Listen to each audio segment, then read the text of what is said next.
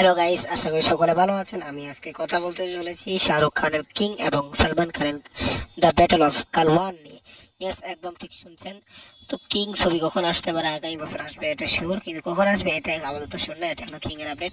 এখন আপাতত গুরুতর আহত হয়ে রয়েছে শাহরুখ খান। গুরুতর বলতে আহত হয়েছে একটু শুটিং করতে গিয়ে। আপাতত কিং শুটিং বন্ধ রয়েছে, খুব শীঘ্রই শুটিং শুরু হবে।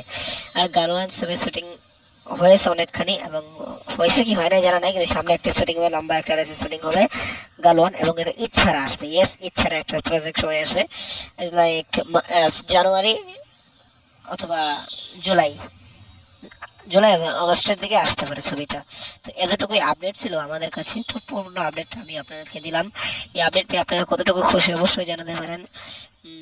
আমিও তো অনেক খুশি। তো দেখা যাক কি হয়। তো এই ছবিটার জন্য আমি অনেকটাই এক্সাইটেড।